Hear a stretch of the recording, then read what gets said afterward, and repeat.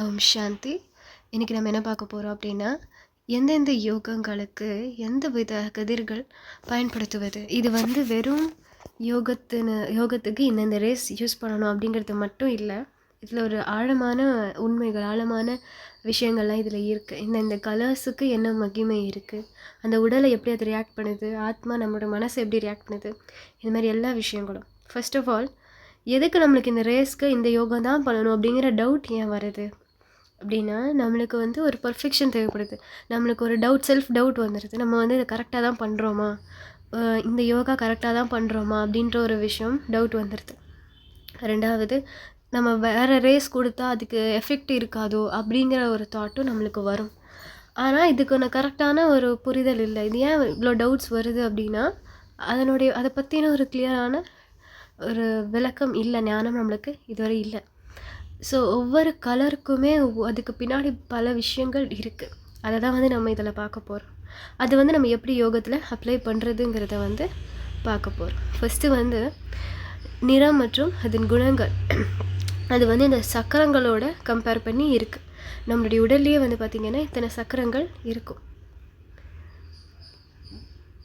So இந்த சக்கரங்கள் எப்படி ப்ளே ஆகுதுன்னா, அப்படியே கீழே இருந்து தான் மேலே வந்து இந்த குண்டலினி சக்தி எழுப்புறது அப்படின்லாம் வந்து சொல்லுவாங்க. அப்படியே கீழே இருந்துட்டு அந்த ரெட்லேருந்து அப்படியே ஆரேஞ்சாக இந்த கலர் தெரியுது இல்லையா, இப்படி தான் வந்து மேலே போய்ட்டு மறுபடியும் அந்த பீனியல் கிளாண்டை போய் தொடுவாங்க. இந்த பீனியல் கிளாண்டுனா என்னது, அது ஆத்மஸ்திதி தான். அந்த கிளாண்டை ஆக்டிவேட் பண்ணுறதுனா என்னது, அது வந்து ஆத்மஸ்திதி அவங்க அடைகிறாங்க. அவங்க வந்து குறுக்கு வழியில் அப்படி, அதாவது பெரிய வழியில் போகிறாங்க, சுற்று வழியில் போய் ஆத்மஸ்திதி அடைகிறாங்க. அப்படியுமே அவங்க என்ன பண்ணுறாங்க, அவங்களுக்கு ஆத்மஸ்திதி தான், இதுதான் ஆத்மா, இது ஆத்மஸ்திதி தான், இப்படி தான் இருக்கும் அப்படின்றது தெரியாது.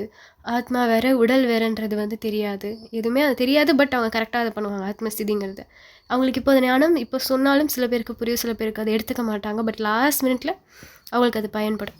லாஸ்ட்டு நொடியில் வந்து பாவங்கள் அழிக்கிறதுக்கோ இதுக்கோ அவங்க லாஸ்ட் மினிட்ல எல்லாருக்குமே ஞானம் தெரிகிற டைமில் அவங்களுக்கு அது யூஸ் ஆகும். அவங்க பிளாங்காக பண்ணுறது எப்படி அப்படின்னா, இப்போ ஒருத்தவங்க படிக்கிறாங்கன்னு வச்சுக்கோங்களேன். சில பேர் புரிஞ்சு படிப்பாங்க, சில பேர் அவங்களுக்கு கொஷின் ஃபுல்லாக தெரியாது, கொஷினே அவங்களுக்கு தெரியாது, ஆன்சர் பற்றியும் அவங்களுக்கு டீட்டெயில்டாக புரியாது. பட் இந்த வாரத்தை ஸ்டார்டிங் கொஷின் இது தான் அப்படின்ட்டா ஓகே அவ்வளோதான், அப்படியே ஆன்சர் எழுத ஆரம்பிச்சிருவாங்க இல்லையா. அவங்க படித்து வச்சுருந்தது அப்படியே மக பண்ணதை பர்ஃபெக்டாக எழுதி மார்க் வாங்குவாங்க. அவங்களுக்கு ஆக்சுவலாக பார்த்தா கொஷினும் புரியாது, ஆன்சரும் புரியாது. ஆன்சருக்குள்ளே என்ன இருக்குன்னு அவங்களுக்கே தெரியாது. பட் அது எழுதிடுவாங்க, கரெக்டாக எழுதிடுவாங்க. அந்த மாதிரி தான் இந்த ஒரு விஷயத்த அவங்க ஆக்டிவேட் பண்ணுறது. அவங்க ஒரு ஸ்டெப்பாக போய் அதுலேயுமே உடலில் வந்து சைடு எஃபெக்ட்ஸ் நிறையா வரும். அதையும் அவங்க கிளியர் பண்ணி இந்த மாதிரி அது முன்னாடி கண்டுபிடிச்ச ஒரு வழி சித்தர்களால். ஸோ அதுலேயும் சைடு எஃபெக்ட்ஸ் எல்லாம் வரும், அதையும் தாண்டி தான் இதெல்லாம் அவங்க ட்ரை பண்ணுறாங்க. அது ஒரு நல்ல முயற்சி தான். லாஸ்ட் மினிட்ல அவங்களுக்கு அதுக்கான பலன் இருக்கும். நம்ம அதை என்ன பண்ணுறோம், நம்ம வந்து ஈஸியாக ஆத்மஸ்திதி அடைஞ்சு எல்லா ஞானத்தையும் புரிஞ்சு ஆத்மா யார், பரமாத்மா யார் எல்லாத்தையும் புரிஞ்சுக்கிட்டு நம்ம அதை பண்ணுறோம். ஸோ இந்த கலர் வைஸ் பார்த்தோம் அப்படின்னா, இந்த ரேஸ் அந்த கலர்ஸ் பார்த்தோன்னா, ஸ்டார்டிங்கே பாருங்கள், கீழே இருந்து மேலே வர இந்த உடலுடைய அமைப்பு வந்து எதோட கனெக்ட் ஆகியிருக்கு அந்த கலர்னால், கீழே ரெட், ஆரஞ்ச், அப்புறம் yellow, light green, light blue, violet, அப்புறம் இந்த மாதிரி லாவெண்டர். இப்படி தான் வந்து அந்த கலரோட அரேஞ்ச்மெண்ட்ஸே வந்து சக்கரத்துலேயே சொல்லுவாங்க. இது எல்லாருக்குமே தெரிஞ்சது. ஸோ இந்த குண்டலினி சக்தி பற்றி தெரிஞ்சுக்கணுன்னா, ஒரு பேசிக்காக சொல்லணும் அப்படின்னா, இதனுடைய நரம்புகளை தான் அவங்க நரம்புகள் ஆக்டிவேட் பண்ண ஒவ்வொரு நரம்புகளும் இயங்கும். நரம்பு மண்டலம் வந்து ஒவ்வொரு சக்கரத்தையும் ஆக்டிவேட் அதை யூஸ் பண்ணி ஆக்டிவேட் பண்ணுவாங்க. அப்போ அதுக்கான சக்தி அவங்களுக்கு கிடைக்கும். அதுக்கான குணாதிசயங்கள் அவங்களுக்கு மாறும். அவங்க பிரபஞ்சத்துக்கிட்ட பேசுகிற மாதிரி உணர்வாங்க. அவங்க நினைக்கிறதும் நடக்கும். இதெல்லாம் நடக்கும். ஏன்னா அங்கே மேலே ஆக்டிவேட் பண்ணுறது எது, மேலே ஆக்டிவேட் பண்ணுறது இந்த ஒரு மேலே வந்து அந்த பீனியல் கிளாண்ட் இருக்குது இல்லையா, அது உள்ளே போய் கண்டுபிடிக்கிற ஆத்மஸ்திதி அடைகிறாங்க. அதனால தான் வந்து அதெல்லாம் நடக்குது. ஸோ ஃபஸ்ட்டு கலர் பார்த்தோம் அப்படின்னா, இந்த ஒரு பிக்சர்லேயே தெரிஞ்சது. ஃபஸ்ட்டு கீழே இருக்கிறது வந்து ரெட் கலர், கரெக்டாக. அப்போது இந்த ரெட் கலருக்கு என்ன சம்மந்தம், ரெட் கலருக்கும் இந்த உடல் அமைப்புக்கும் ஆத்மாவுக்கும் என்ன சம்மந்தம், அது என்ன கொடுக்குது அப்படின்னு பார்த்தோன்னா, நம்ம அதை யோகத்தில் எப்படி பயன்படுத்துகிறோம், இல்லை எப்படி பயன்படுத்தணும் அப்படிங்கிறது நம்மளுக்கு புரியும்.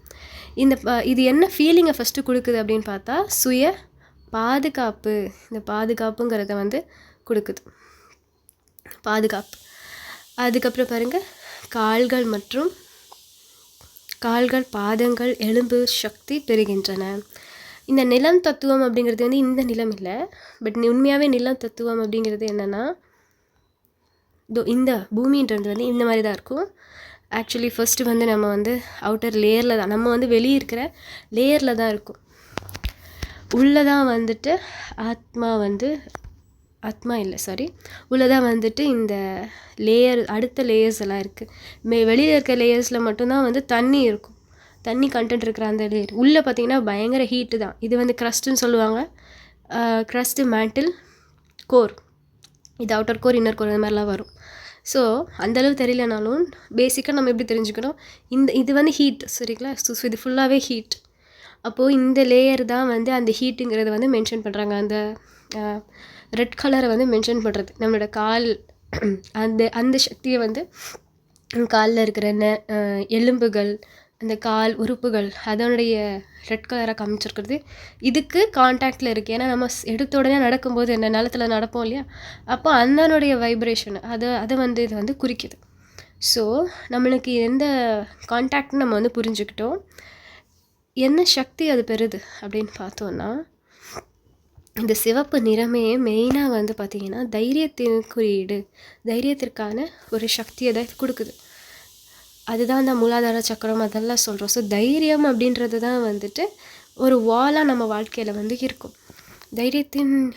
தைரியம் இருந்தால் தான் நம்ம வந்து எந்த ஒரு யோகாவாக இருந்தாலும் சரி, அதுக்கு ஃபஸ்ட்டு தைரியம்னு ஒரு ஸ்டெப் எடுத்து வைக்கணும்னு சொல்லுவாங்கல்லப்பா. தைரியம் ஒரு ஸ்டெப் எடுத்து வச்சா, ஒரு ஸ்டெப் நீ தைரியம் எடுத்து வை, மீதி 1000 மடங்கு உதவி உனக்கு கிடைக்குன்றது காரணம் ஃபஸ்ட்டு தைரியம் இருக்கணும். நம்மளால் முடியுமா முடியாதான்னு ஒரு டவுட்டில் வந்து ஆத்மஸ்திதி ப்ராக்டிஸ் பண்ணுறதோ, ஞானத்தை கற்றுக்கிறதோ, டவுட்லேயே ஒரு பயத்தோட கவலையோடையே பண்ணிகிட்டு இருந்தால் அங்கே பலன் இருக்காது. அப்போது நம்ம தைரியத்துக்கான சக்தி எடுக்கணும்னா, நான் தைரியசாலி ஆத்மான்னு பண்ணும் பொழுது இந்த ரெட் கலர் ரேஸை வந்து யூஸ் பண்ணிக்கோங்க. நான் தைரியசாலி ஆத்மா, அந்த மாதிரி நான் வைராக்கிய உணர்வுடைய ஆத்மா, இது எல்லாத்துக்குமே இந்த ரெட் கலரை வந்து யூஸ் பண்ணிக்கோங்க. அதுதான் நம்மளுக்கு வந்து கரெக்டாக இருக்கும். அதுதான் வந்து நல்ல டீப்பான சக்தி, பவர்ஃபுல் ஸ்டேஜ் சொல்கிறோம் இல்லையா. ஃபஸ்ட்டு ஸ்டேஜ் தான் powerful stage, second stage, third stage. இது பவர்ஃபுல் ஸ்டேஜ். அதுக்கான யோகாஸும் அப்லோட் பண்ணியிருக்கிறோம், சேனலில் இருக்குது. அந்த பவர்ஃபுல் ஸ்டேஜ் பண்ணுறதுக்கும் இந்த ரெட் கலர் ரேஸில் தான் பண்ண முடியும். பிகாஸ் அதோட நேச்சரே என்னது, அதோடைய நேச்சரே நம்மளுக்கு உடல்னு இல்லை, ஆத்மாவுக்கு கனெக்ட் ஆகிறதே வந்து தைரியம். அதுதான் கனெக்ட் ஆகுது, அந்த ஒரு குவாலிட்டி தான் இதில் வந்து கனெக்ட் ஆகுது. ஸோ அடுத்தது முக்கியமான விஷயம் என்ன அப்படின்னா, ஓகே, இது இப்படி தான் வந்து நம்ம இமேஜின் பண்ணணும்.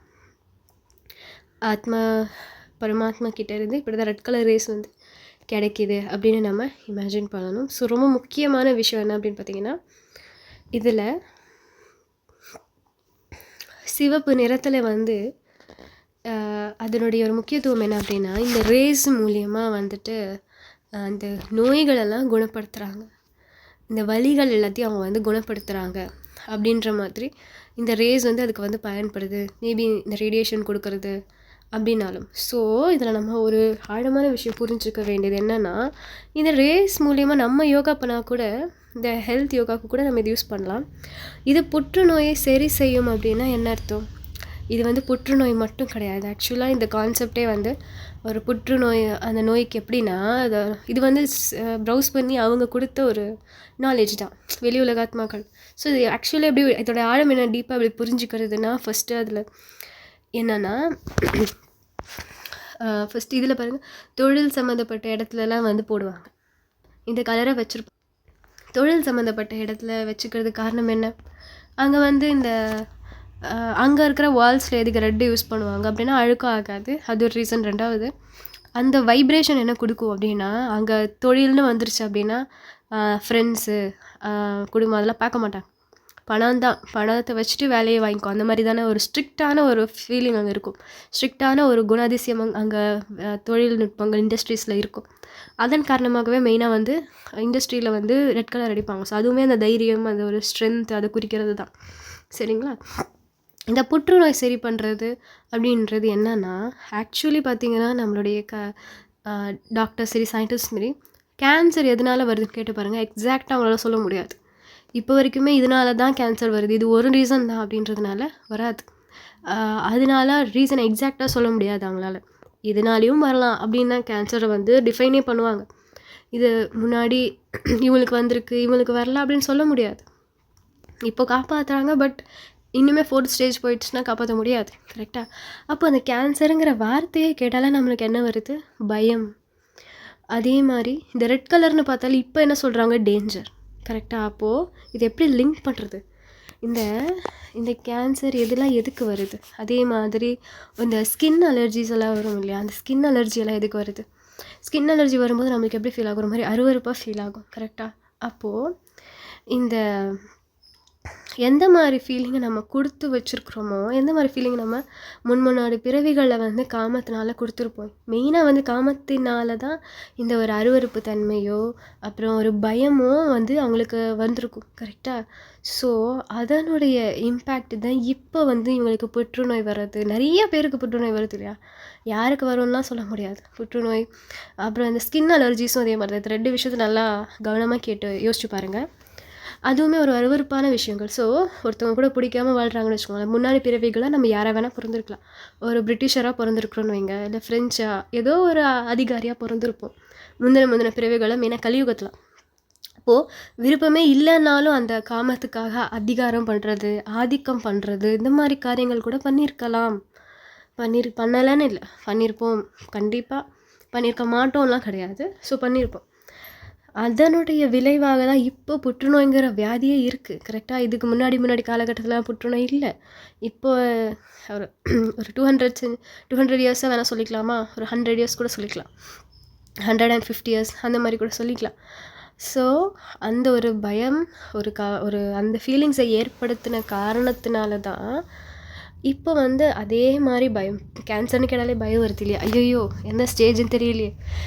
ஏன்னா ஒரு ஸ்டேஜுக்கு மேலே காப்பாற்ற முடியாது கேன்சரில் இருக்கிறவங்க. அப்போ அந்த பயம் ஃபீலிங் கொடுக்குது. கரெக்டாக? அப்போது இப்படித்தான் கர்ம கணக்குகள் ப்ளே ஆகுது. இதை வந்து டாக்டர்ஸோ சயின்டிஸ்ட்டோ எக்ஸ்பிளைன் பண்ண முடியாது. இது பரமாத்மாவினுடைய ஞானத்தை வச்சு நம்ம யோசிக்கும் பொழுது தான் பரமாத்மாவே இதை கரெக்டாக சொல்லியிருப்பாங்க, இன்டைரக்டாக சொல்லியிருப்பாங்க. சரிங்களா? ஸோ எந்த ஒரு பயத்தை இப்போ நம்ம என்ன பண்ணணும், எந்த ஒரு பயத்தை ஒரு ஒரு அருவருப்பான விஷயங்களை நம்ம கொடுத்தோமோ அதை இதே சிவப்பு நிறத்தை வச்சு நம்ம தைரியத்தை அந்த ஆத்மாவுக்கு கொடுக்கணும். அந்த ஆத்மாவிற்கு பிரம்மச்சரியத்திற்கான ஒரு சக்திகளையும் நம்ம கொடுக்கணும். இந்த ரெட் கலருடைய ரேஸை பயன்படுத்தி நான் பிரம்மச்சரியத்தை கடைபிடிக்கக்கூடிய ஆத்மானு நம்ம சொல்லணும். உலக ஆத்மாக்களுக்கும் அந்த சக்தியை கொடுக்கணும். அது ரொம்ப அவசியம். ஏன்னா அந்த கலரே வந்து எந்தது, அது வந்து தைரியத்திற்கான ஒரு கலர். இந்த ரெட்டுன்றதே வந்து ஒரு தைரியத்திற்கான கலர். ஸோ இந்த இன்னொரு விஷயம் என்னென்னா, இப்போ இந்த கேன்சர் இதெல்லாம் வருது அப்படின்னா இப்போ குரூப் யோகாலேயே என்ன பண்ணுறாங்கன்னா, அது வந்து ஒரு விஷயம் நோட் பண்ணியிருக்கேன். என்னென்னா, ஆக்சுவலாக ஹெல்த்துக்காக ஆரோக்கியத்திற்கு சக்தின்னு கொடுக்கணும் அப்படின்னா சில பேர் எல்லாரும் ஜாயின் பண்ணுறாங்க. பட் சில பேர் என்ன பண்ணுறாங்க, ஹெல்த்துக்கு வராங்க, ஹெல்த் யோகா ஆரோக்கியத்தின் சக்திக்கு வராங்க. பட் அதுவே பிரம்மச்சரியத்தின் சக்தி கொடுக்கணும் அப்படின்றப்போ வரதில்லை. ஏன்னா அவங்க என்ன யோசிக்கிறாங்க, நம்மளுக்கு இதுக்கு சம்மந்தம் இல்லை, பிரம்மச்சரியம் எனக்கு எதுக்கு, நான் முடிச்சிட்டேன். பிகாஸ் அபோவ் 60 எல்லாம் இருக்கலாம், அவங்களுக்கு வந்து காம எண்ணங்களும் வராது. அது கரெக்டு, அவங்களுக்கு எதுக்கு அப்படின்றது. அது மட்டும் இல்லாமல் நம்ம ஏன் மற்றவங்களுக்கு கொடுக்கணும், உலக ஆத்மாக்களுக்கு எதுக்கு பிரம்மச்சரியத்தின் சக்தி கொடுக்கணும் அப்படின்னு யோசிக்கிற ஆத்மாக்கள். அதை நான் இது சொல்ல முடியாது. பட் கொஞ்ச நாளைக்கு அப்புறம், கொஞ்சம் வருஷத்துக்கு அப்புறம் சில பேருக்கு ஏதாவது இந்த மாதிரி நம்மளுக்கு இந்த மாதிரி நோய் வருதுன்னு வச்சுக்கோங்க, அலர்ஜியோ இல்லை இந்த மாதிரி கேன்சர் ஏதோ ஒன்று வருதுன்னா, ஏதோ ஒன்று இல்லை, இது ரிலேட்டடாகவே சொல்கிறேன், கேன்சர் இல்லை அலர்ஜி, ஓகேங்களா, இந்த கர்ம கணக்கின் காரணமாக வருது அப்படின்னா அப்போ என்ன பண்ணுவாங்க, அப்பாவை திட்டுவாங்க. நான் எத்தனை வருஷமாக வந்து உனக்கு வந்து நான் சேவை பண்ணுறேன், இந்த யஜ்யத்தில் இருக்கேன், எத்தனை வருஷமாக நான் யோகா பண்ணுறேன், எனக்கே இந்த மாதிரி நோய் வருது, இப்போ கூட எனக்கு அந்த நோய் வருது அப்படின்னு அப்பாவை திட்ட வேண்டியது, அப்பா கிட்ட சண்டை போட வேண்டியது. ஸோ ஒரு விஷயம் நம்ம நல்லா புரிஞ்சுக்கணும், இந்த கர்ம கணக்குகளுக்கு வந்து அப்பா எதுவும் பண்ண முடியாது. அப்பாவை திட்டுறது வந்து தப்பு. ஏன்னா ஆல்ரெடி பல பிறவிகளாக அவர் எதையோ சொல்லி அவரை திட்டி தான் நம்ம வந்து இந்த அளவுக்கு வந்துட்டோம், கீழே இறங்கி வந்துட்டோம். ஸோ எப்பயும் அவரை திட்டுறதுன்றது வந்து ஒரு எந்த விதத்துலையும் லாஜிக்கும் இல்லை, அது நியாயமும் இல்லை. ஆனாலும் அப்பா என்ன பண்ணுவாங்க, நம்மளுக்கு கர்ம கணக்கை போக்குறதுக்கான வழிமுறைகளை சொல்லி தருவாங்க. கண்டிப்பாக அதுக்கான வேஸும் இருக்கும். நம்ம அதை யோசிக்காமல் இல்லை விட்டுருப்போம். அந்த டைமில் ஒருவேளை நோய்களே வந்து சிவியரான டைமில் கூட நம்மளுக்கு இது ஹெல்ப் பண்ணுவாங்க. நம்ம அப்பயும் உட்காந்து அப்பா கிட்டே சண்டை போட்டுட்டு இருந்தோம்னா நம்மளுக்கு அந்த வழி தெரியாமல் போயிடும். ஸோ இந்த கேன்சர் வர்றதுக்கான காரணம் அலர்ஜி வருது. மெயின் அலர்ஜியே வந்து என்னது, அந்த பிளட்டில் ஒரு பிளட்டில் வந்து ஏதாவது இம்பியூராக இருக்கிறதுனால தான், பிளட்டு வந்து பியூராக இல்லாத காரணத்தில், அழுக்காக இருக்கிறது காரணத்தினால பிளட்டை வந்து பியூரிஃபை பண்ணணும் தான் சொல்லுவாங்க மெயினாக. நம்ம சாப்பிட்ற டேப்லெட் அலர்ஜிக்காக இருந்தாலும் ஃபஸ்ட்டு பிளட்டு தான் அது வந்து க்யூர் பண்ணும். அப்புறம் தான் அந்த அலர்ஜி வெளியிலேருந்து அது நீங்கும். இது எதனுடைய காரணம்? அந்த அழுக்கு. நம்ம ஒரு ஆத்மாவோட உடல் அழுக்கு பண்ணியிருப்போம் இல்லையா போன பிறவிகளில். அவங்களுக்கு ஒரு அருவருப்பு தன்மை கொடுத்துருப்போம். விருப்பமே இல்லை அப்படின்னாலும் அந்த ஒரு அருவருப்பு தன்மை நம்ம கொடுத்துருப்போம்.